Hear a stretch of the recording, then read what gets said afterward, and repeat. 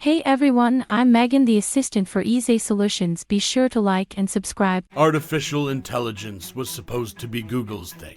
The company has cultivated a reputation for making long-term bets on all kinds of far-off technologies, and much of the research underpinning the current wave of AI-powered chatbots took place in its labs. Yet a startup called OpenAI has emerged as an early leader in so-called generative AI, software that can produce its own text, images, or videos, by launching ChatGPT in November. Its sudden success has left Google parent company Alphabet Inc. sprinting to catch up in a key subfield of the technology that Chief Executive Officer Sundar Pichai has said will be more profound than fire or electricity.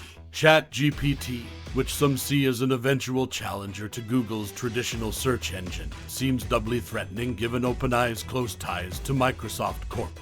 The feeling that Google may be falling behind in an area that it has considered a key strength has led to no small measure of anxiety in Mountain View, California. According to current and former employees as well as others close to the company, many of whom asked to remain anonymous because they weren't allowed to speak publicly. As one current employee puts it, there is an unhealthy combination of abnormally high expectations and great insecurity about any AI-related initiative.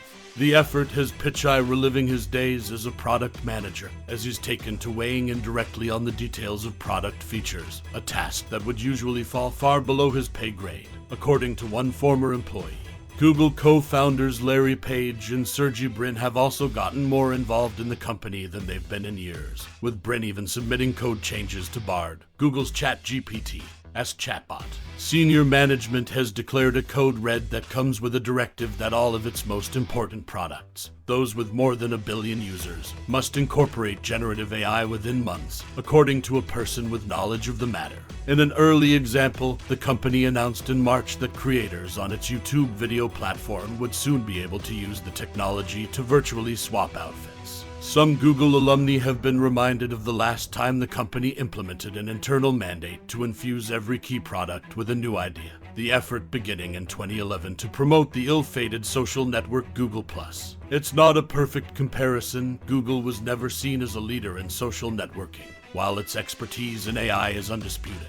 Still, there's a similar feeling. Employee bonuses were once hitched to Google+'s success. Current and former employees say at least some Googlers' ratings and reviews will likely be influenced by their ability to integrate generative AI into their work. The code red has already resulted in dozens of planned generative AI integrations. "We're throwing spaghetti at the wall," says one Google employee. But it's not even close to what's needed to transform the company and be competitive. In the end, the mobilization around Google+ failed. The social network struggled to find traction with users, and Google ultimately said in 2018 that it would shutter the product for consumers. One former Google executive sees the flop as a cautionary tale. The mandate from Larry was that every product has to have a social component, this person says. It ended quite poorly. A Google spokesperson pushes back against the comparison between the code red and the Google+ campaign. While the Google+ mandate touched all products, the current AI push has largely consisted of Googlers being encouraged to test out the company's AI tools internally, the spokesperson says, a common practice in tech nicknamed dogfooding. Most Googlers haven't been pivoting to spend extra time on AI, only those working on relevant projects, the spokesperson says. Google is not alone in its conviction that AI is now everything. Silicon Valley has entered a full-on hype cycle, with venture capitalists and entrepreneurs suddenly proclaiming themselves AI visionaries, pivoting away from recent fixations such as the blockchain, and companies seeing their stock prices soar after announcing AI integrations. In recent weeks, Meta Platforms Inc. CEO Mark Zuckerberg has been focused on AI rather than the metaverse, a technology he recently declared so foundational to the company that it required changing its name, according to two people familiar with the matter. The new marching orders are welcome news for some people at Google, who are well aware of its history of diving into speculative research only to stumble when it comes to commercializing it. Members of some teams already working on generative AI projects are hopeful that they'll now be able to ship more and have more product sway, as opposed to just being some research thing, according to one of the people with knowledge of the matter. In the long run, it may not matter much that OpenAI sucked all the air out of the public conversation for a few months, given how much work Google has already done. Catch began referring to Google as an AI-first company in 2016. It's used machine learning to drive its ad business for years, while also weaving AI into key consumer products such as Gmail and Google Photos, where it uses the technology to help users compose emails and organize images. In a recent analysis, research company Zeta Alpha examined the top 100 most cited AI research papers from 2020 to 2022 and found that Google dominated the field.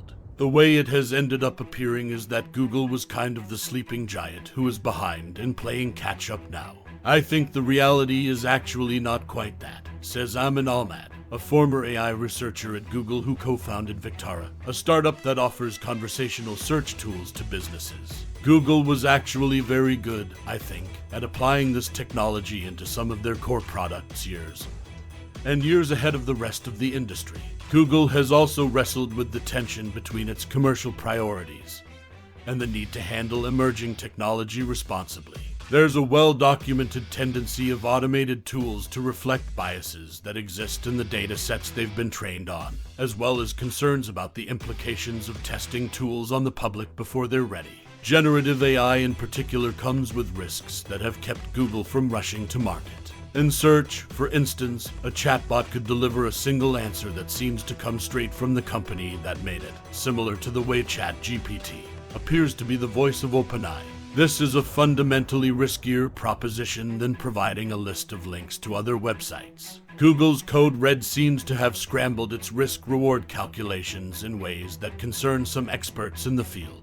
Emily Bender, a professor of computational linguistics at the University of Washington, says Google and other companies hopping onto the generative AI trend may not be able to steer their AI products away from the most egregious examples of bias, let alone the pervasive but slightly subtler cases. The spokesperson says Google's efforts are governed by its AI principles, a set of guidelines announced in 2018 for developing the technology responsibly, adding that the company is still taking a cautious approach. Other outfits have already shown they're willing to push ahead, whether Google does or not. One of the most important contributions Google's researchers have made to the field was a landmark paper titled Attention is All You Need, in which the authors introduced transformers, systems that help AI models zero in on the most important pieces of information in the data they're analyzing.